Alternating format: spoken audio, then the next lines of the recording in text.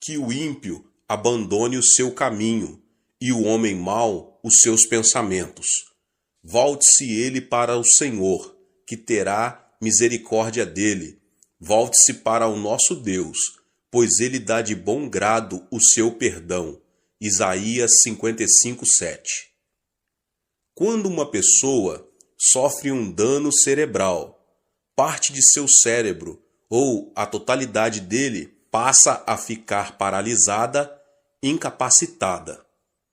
A medicina tem feito avanços enormes, chegando a remover nódulos no cérebro e preservando não somente a vida, como também impedindo a paralisia parcial ou total. Não é minha intenção falar sobre a paralisia provocada pelas enfermidades cerebrais. Desejo referir-me às enfermidades mentais invisíveis aos olhos, como os maus pensamentos e a filosofia de vida negativa, que nos tornam incapacitados pelo fracasso e pela frustração, que nos impedem de desfrutar a vida feliz que Deus nos oferece. Quando os discípulos de Jesus subiram ao templo às 3 horas da tarde, a hora da oração, encontraram ali um aleijado de nascença. Pedro, olhando-o nos olhos, disse: Não tenho prata nem ouro, mas o que tenho, isso lhe dou. Em nome de Jesus Cristo, o Nazareno, ande. Atos 3:6. Imediatamente, quando Pedro o segurou pela mão e o levantou, e os pés e os tornozelos do homem ficaram firmes. Ele deu um salto, pôs-se em pé e começou a andar.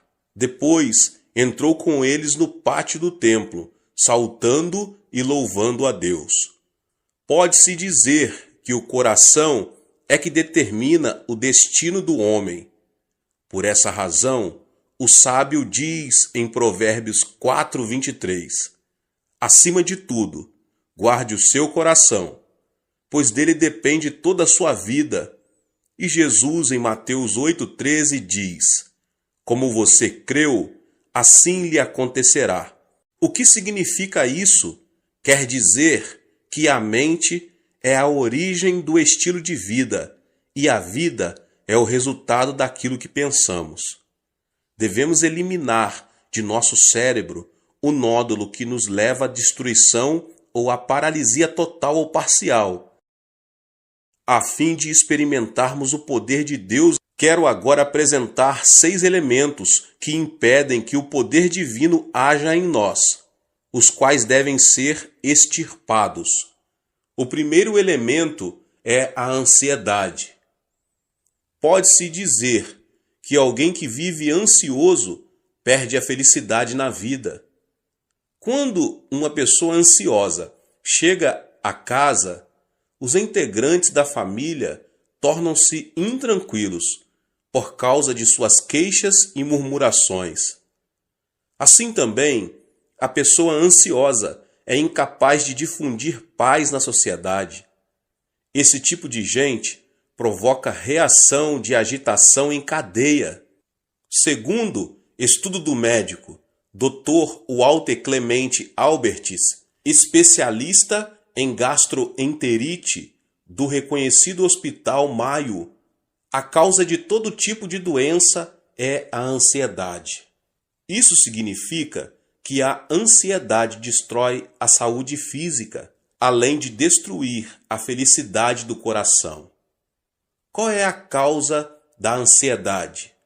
Apresento aqui 2 de suas origens. A primeira origem da ansiedade, as circunstâncias produzem ansiedade. Quando uma pessoa sente-se incapaz de enfrentar uma situação, torna-se ansiosa. Por exemplo, quando não consegue solucionar um problema financeiro ou quando vive uma situação que parece estar além de qualquer esforço humano. Certo dia, Jesus entrou num barco e disse a seus discípulos que passassem para o outro lado. No começo, o lago estava tão calmo que o barco deslizava, como um patim sobre rodas. Ao chegarem à metade do lago, porém uma forte tempestade, vinda do monte Hebrom, começou a açoitá-los. A embarcação estava prestes a ser inundada, de modo que, em vão, os discípulos tentavam tirar a água de dentro dela. O naufrágio se daria em questão de tempo. Foi então que os discípulos se lembraram de Jesus e clamaram: Mestre, não te importas que nos afoguemos? Jesus levantou-se, repreendeu o mar, e imediatamente o vento se acalmou e tudo ficou tranquilo. Olhando os discípulos nos olhos, ele disse: Por que vocês têm tanto medo? Ainda não têm fé? Observe que Jesus não disse: Vocês não têm fé. Isso se deve ao fato de que toda pessoa tem fé, de acordo com a medida que Deus lhe deu. O fundamento da fé dos discípulos, entretanto, eram as circunstâncias, os sentimentos e a emoção. Eles tinham fé somente quando tudo estava calmo. Ao terem a vida ameaçada por uma tempestade, sua fé transformou-se em dúvida, criando uma nuvem de ansiedade no coração. Portanto, devemos repelir os pensamentos oriundos das circunstâncias e as emoções da terceira dimensão, a fim de aceitar os pensamentos de Deus, os da quarta dimensão. Quando viram a tempestade e as ondas, os discípulos fracassaram em aceitar o pensamento de Deus, apesar de terem ouvido o Senhor dizer que queria passar para o outro lado do lago. Seus fundamentos de fé não eram a palavra de Deus da quarta dimensão, e sim as circunstâncias e as emoções da terceira dimensão. Foi por isso que o Senhor lhes perguntou: Onde está a sua fé? A palavra de Deus permanece para sempre e jamais muda. Apegar-se firmemente à palavra de Deus não é outra coisa senão aceitar o pensamento de Deus. Portanto, apesar das circunstâncias, se o fundamento do nosso coração é a palavra de Deus, mediante a fé, podemos estar livres de nossa ansiedade e preocupação. A segunda origem da ansiedade é que o pecado produz ansiedade. Quando peca, a pessoa torna-se ansiosa, porque perde a confiança diante de Deus. O pecado separa o homem de Deus. Quando Adão e Eva pecaram, não puderam permanecer diante dele.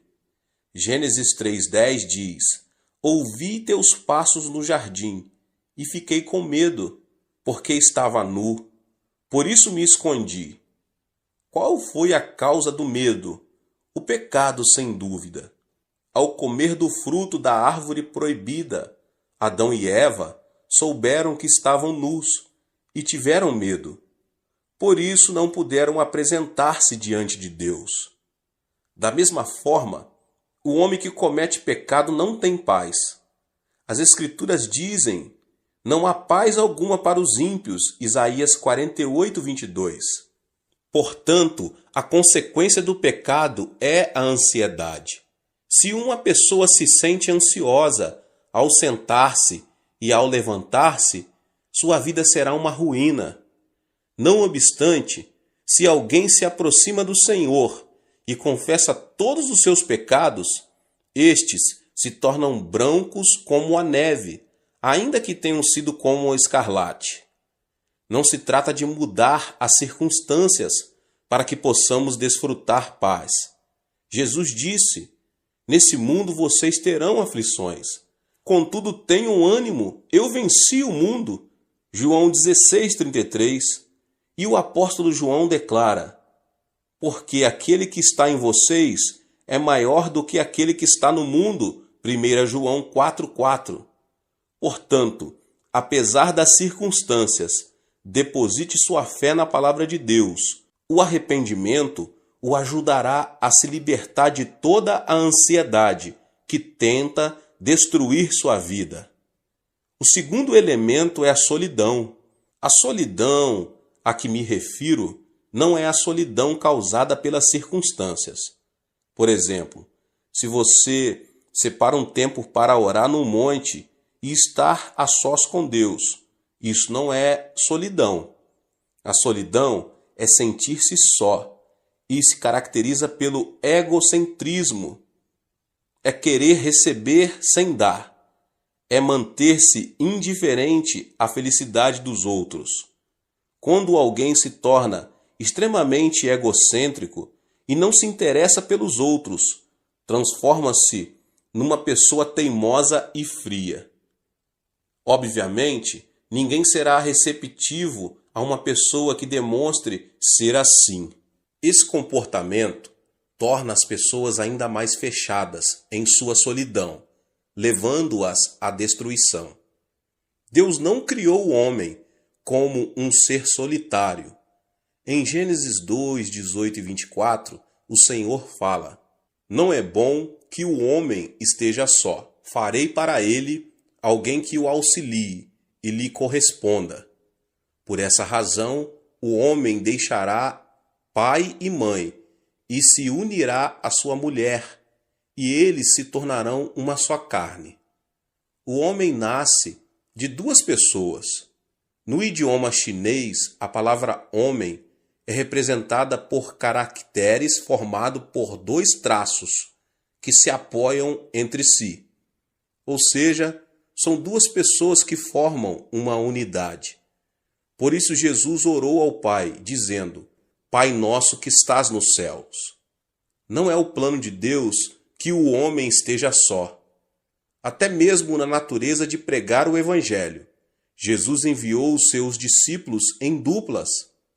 O apóstolo Paulo sempre esteve acompanhado de Barnabé. Depois de uma discussão entre eles, Paulo juntou-se a Silas e Barnabé a João Marcos. Portanto, quem se considera santo e justo e gosta de estar sozinho não é um santo verdadeiro. Nada mais é do que um egoísta. Temos de desfazer a solidão do nosso coração, que nada mais faz senão destruir a nossa vida. Agora, o terceiro elemento é a indecisão. A fé sem obras é morta. Quando alguém duvida e vacila entre uma e outra coisa, denota ser uma pessoa indecisa.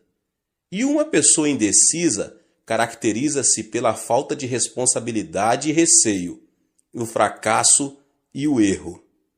Muitas vezes, no dia a dia, o pastor precisa trabalhar como um agente imobiliário. Acontece que as pessoas se aproximam e pedem: "Pastor, o senhor poderia me apresentar a fulano?" Ou então: "Quero que o senhor me apresente a Beltrano." Para minha surpresa, nesse aspecto, tive êxito apenas em uma ocasião. Se uma pessoa não se decide quando tem ainda a possibilidade de escolher seu futuro cônjuge, nunca poderá deixar de ser um solteirão ou uma solteirona. No mundo, não existe homem perfeito ou mulher perfeita. É preciso primeiro casar para depois adaptar-se ao cônjuge. Hoje em dia, muitos fracassam por falta de decisão. Surgem as oportunidades, mas estas são perdidas por causa da indecisão com que enfrentam a vida. Ao longo de minha vida, nunca vi uma pessoa extraordinariamente inteligente que tenha conseguido grandes coisas. Os chamados inteligentes pensam demais e dizem: "É preciso descartar esta possibilidade. Isto não funcionará. Ainda não chegou a hora de pôr isto ou aquilo em ação." O tempo passa e, no final das contas, eles não fazem nada. Portanto, podemos vencer se, com convicção, seguirmos em frente. Alguns membros da minha igreja já vieram a mim e perguntaram: "Pastor, o senhor acredita que será bom para mim emigrar para outro país? O que o Senhor acha de eu começar um novo negócio? Devo continuar a fazer o que eu estou fazendo? Esperam então que eu tome a decisão por eles. Diante dessa situação, eu simplesmente aconselho: não me peça que tome a decisão por você. Vá ao monte da oração e ore. Clame a Deus, que certamente dirá que caminho você deve seguir. Diante da dúvida ou incerteza, devemos nos apegar a Deus e pedir-lhe de todo o coração que nos oriente. Então, Deus nos ajudará a tomar a decisão correta. Em Tiago 1, do 6 ao 8, diz: peça, porém, com fé, sem duvidar, pois aquele que duvida é semelhante à onda do mar, levada e agitada pelo vento. Não pense que tal pessoa receberá coisa alguma do Senhor, pois tem mente dividida e é instável em tudo o que faz. O Senhor disse que não abençoaria pessoas indecisas. Remova a indecisão com o pensamento de Deus. Livre-se da indecisão. Assim, você poderá alcançar sucesso em sua vida. O quarto elemento é a ira. Temos a tendência de nos irritar com extrema facilidade, tanto em casa como no ambiente de trabalho. Creio que uma das principais razões para isso é o fato de não sabermos quanto a ira é destrutiva. A ira é prejudicial, não somente à saúde, mas também ao intelecto, pois o torna cego. Em uma conferência, o famoso anatomista inglês John Hutton afirmou ser a ira semelhante ao suicídio. Logo depois de ter apresentado sua tese, ele teve uma forte discussão com alguns dos alunos que o ouviram e discordaram daquilo que ele defendia. Isso o irritou sobremaneira, levando-o à morte instantânea, vítima de um ataque cardíaco. As palavras de John Hutton causaram grande repercussão por causa de sua morte trágica. Irar-se é como cuspir para cima, ou seja, a ira se volta contra a própria pessoa. A Bíblia diz que a ira rebaixa o nível da pessoa e o transforma em ignorante. A sabedoria do homem lhe dá paciência. Sua glória é ignorar as ofensas. Provérbios 19, 11. O homem paciente dá prova de grande entendimento, mas o precipitado revela a insensatez. Provérbios 14, 29. Além disso, a ira nos separa da alegria de Deus, porque irritar-se é cometer o mal na presença divina. Existem hoje muitas famílias destruídas por palavras cheias de ira. É aconselhável falar pacificamente, em tom moderado, ainda que seja em momento de ira. Quando preciso aconselhar pessoas que têm a tendência a se irar facilmente, digo: quando você voltar a se irritar, abaixe a voz e fale devagar. Se a sua esposa cometeu um erro grave, não levante a voz dizendo: querida, porque isso o levará a irar-se ainda mais. Fale em tom baixo e suave: querida. Qualquer pessoa tem a experiência de se ter irritado e depois de algum tempo arrepender-se de haver agido dessa forma. A ira destrói tudo. A ira não traz benefício nenhum à sua vida. Precisamos aprender a preservar e desfazer a ira que nos leva à destruição, e então nos será concedida uma nova manhã. O quinto elemento é a frustração. A pessoa que fracassa e tem pensamentos negativos, que fala de forma negativa e age de maneira negativa, é definitivamente alguém cheio de frustração. Uma pessoa frustrada não vive criativamente, não passa de um pessimista e tem uma autoimagem de desalento e fracasso. No idioma coreano, temos certas expressões negativas que são espontâneas. Dizemos com frequência, morro de, e o pior é que dizemos várias vezes ao dia, e isso mata a alma. Morro de fome, comi até explodir. Morro de felicidade, morro de desânimo, morro por causa da sujeira que existe aqui. Morro de calor, morro de frio. É tão lindo que quero morrer. Pergunta-me se o aprecio tanto, por que quer morrer? E não é só isso. Há canções seculares, cuja letra é também pessimista e frustrante. Deus não nos abençoará se vivermos chorando e pronunciando palavras negativas. A Bíblia diz, e caiu na armadilha das palavras que você mesmo disse, está prisioneiro do que falou. Provérbios 6, 2. Isso sugere a importância das palavras em nossa vida. Portanto, se falarmos palavras negativas, vamos viver sob a sombra da frustração. Tenho recebido muitas cartas que chegam do interior do país. No entanto, se o conteúdo da carta é negativo e frustrante, deixo de responder a ela. Ao contrário, se a pessoa que a escreveu, embora diante de frustração e de um panorama desalentador, denota a esperança, oro por ela e faço tudo o que posso para ajudá-la. Sabe qual é a diferença entre uma pessoa de sucesso e uma pessoa fracassada?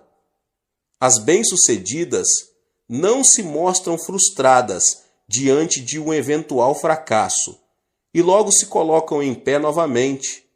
Ao contrário, as pessoas fracassadas denotam frustração, desanimam e cruzam os braços. Aqui está a diferença. A chave do êxito da vida está em ter coragem e não desanimar nunca. Aos 70 anos, com uma dívida de milhares de dólares, o coronel Sanders foi à falência. Ficou tão abalado que foi internado num hospital. Mesmo assim, não conseguia conciliar o sono.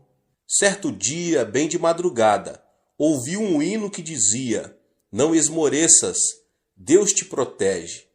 Descansa sob suas asas, Deus te protege." Como um sonâmbulo, dirigiu-se ao lugar de onde vinha o cântico. O hino vinha de uma pequena igreja. Ao entrar, encontrou uma senhora idosa que cantava o hino, curvada diante do altar. A voz daquela senhora parecia a voz de um anjo. No mesmo instante, ele se arrependeu e entregou sua vida ao Senhor. Repentinamente, sentiu uma grande paz. A paz que só desfrutam as pessoas que caminham com o Senhor. Antes de entrar em falência, Sanders era o dono de uma empresa. Decidiu esquecer seu passado e começar tudo de novo como cartonador. Não foi nada fácil. Entretanto, ele superou a adversidade, confiou no Senhor e, sob a orientação do Espírito Santo, começou a vender frango frito. Hoje, ele é um milionário conhecido em todo o mundo. Esta é a história de Sanders Chicken, mais conhecido como KFC. Assim também, devemos nos livrar da frustração que nos leva ao fracasso. E o sexto e último elemento é o autoabandono. Atualmente, as histórias de criminosos se têm transformado em filmes. A história de Shi Kang-hun, que conseguiu fugir da cadeia com um grupo de colegas. Está numa tela gigante, sob o título Holiday. Esse tipo de material cinematográfico tem o mérito de nos ajudar a ver a sociedade de outro ponto de vista. Mas a filosofia de vida, o que tiver de ser, será, dos protagonistas, não é nada edificante. Faz alguns anos que Yu Yong assassinou 26 pessoas no espaço de 10 meses, o que causou um grande horror à sociedade coreana. Ele perdeu o pai num acidente de trânsito, quando ainda era menino, e a pobreza fez que esse homem visse a vida de forma tenebrosa. Depois de várias prisões, e quando sua esposa não suportou mais a situação e decidiu divorciar-se, ele abandonou tudo e transformou-se num assassino. Essa é uma história trágica da consciência do autoabandono. Conheço uma família em que o esposo é formado pela Faculdade de Medicina da Universidade de Tóquio e agora é professor de uma faculdade na Califórnia. Sua esposa é também profissional. Não obstante, uma pequena diferença de opiniões os separou emocionalmente. Ao final, acabaram sendo vencidos. O esposo começou a delirar e pensava que a esposa o queria assassinar. Por isso, dormia com uma faca à sua cabeceira. Você pode imaginar uma mulher dormindo tranquila ao lado de um homem que tem uma faca à sua cabeceira? Por isso, a mulher ficou louca. Graças a Deus, a mensagem foi transmitida por meu intermédio e eles aceitaram Jesus como seu Senhor, saíram do autoabandono e finalmente recuperaram a estabilidade familiar. Devemos nos livrar do veneno do autoabandono que destrói a nossa vida.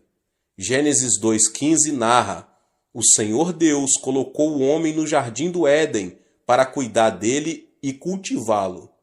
O jardim do Éden não é outra coisa senão o nosso coração. Na antiguidade, a fonte de vida encontrava-se no Éden, mas na atualidade, a fonte de vida se encontra no coração.